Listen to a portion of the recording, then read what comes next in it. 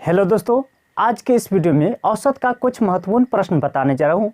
यदि आप group D और एनटीपीसी का तैयारी करते हैं तो इस वीडियो को अंत तक जरूर देखें। तो चलिए हम लोग प्रश्न की ओर चलते हैं। चलिए देखते हैं आज का पहला प्रश्न है 5 छात्रों के गणित में औसत प्राप्तांक 50 अंकित किए गए। बाद में ज्ञात हुआ कि एक छात्र के प्राप्तांक 48 के स्थान पर 84 पढ़े गए। सही औसत प्राप्तांक कितने हैं? देखिए, औसत प्राप्तांक 50 है, वहाँ एक विद्यार्थी का क्या हुआ, 48 के स्थान पर इसे 84 पढ़ लिया गया। तो गलती से कितना ज़्यादा हो गया है, तो 84 में से क्या कीजिए, 48 घटा लीजिए।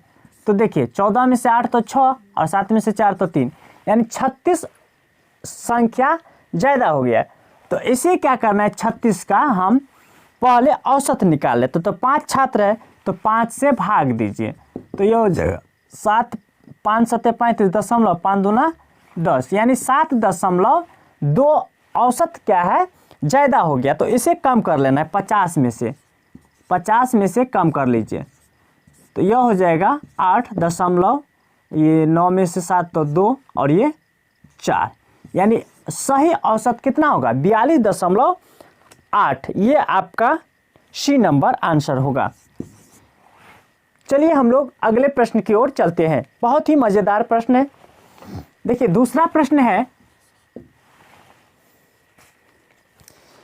50 संख्याओं का औसत 28 है। यदि दो संख्याएं 25 तथा 35 नकार दे तो शेष संख्याओं का औसत कितना होगा? यहां पर देखिए दो संख्या को क्या कर रहा है, नकार दे रहा है। कितना है, 25 और एक 35, तो कितना हो रहा है, 60। अगर इस दोनों संख्या का औसत बना दे हम तो कितना हो जाएगा, औसत 30 हो जाएगा। अब यहाँ से समझिए 50 संख्या का औसत कितना है, 28 है, और इस दो संख्या का औसत कितना हो गया, 30 हो गया। हमें निकालना है 48 संख्या का औसत। कितना, 48 संख्या का औसत। क्या करें, शेष संख्याओं का औसत कितना होगा। तो यहाँ पर देखिए अगर हम इसको हम घटा लेंगे इसमें से, तो क्या देखिए 50 में से 2 घटा देंगे तो 48 नहीं निकल जाएगा। तो यहाँ पर देखिए क्या बोले हैं, इस टाइप के प्रश्न में छोटा वाला औसत पकड़ना है। तो छोटा वाला औसत कितना है, 28, तो 28 यहाँ पर रखिए। अब देखिए इसमें से घटा के लिखना है। तो देखिए पहले यह देखिए कितना अधिक है, तो 2 अधिक है। 28 से कितना अधिक है, 2 अधिक है, तो 2। यह किसका है, 2 का, तो 2 गुने 2 कर दीजिए। ठीक, ये 28 में से घटाना है, तो यह 2 गुने 2। अब बट्टे में किसका हम निकाल रहे हैं, औसत, इस 48 संख्या का। तो 48 नीचे में रखिए। देखिए कट जाएगा, 2 से 24, फिर 2 से 12। देखिए 28 माइनस 1/12 हो जाएगा।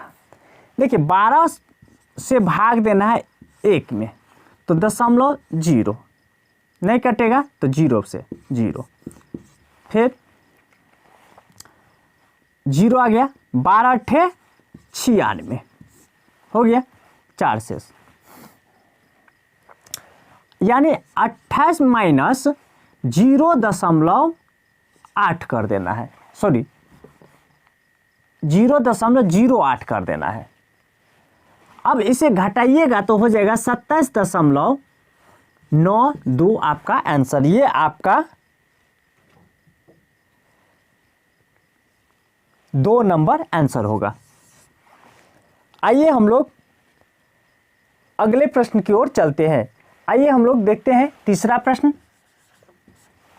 देखिए प्रश्न है, किसी स्कूल में 8 अध्यापकों की औसत आयु 40 वर्ष है। एक अध्यापक जिनकी आयु 55 वर्ष है का देहांत हो जाता है तथा उसके स्थान पर एक 39 वर्ष की आयु की अध्यापक भर्ती किया जाता है।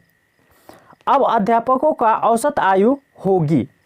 यहाँ पर ध्यान दीजिए 55 वर्ष का अध्यापक जो था उनका क्या हुआ, देहांत हो गया और इसी के स्थान पर एक 39 वर्ष का अध्यापक आ गया।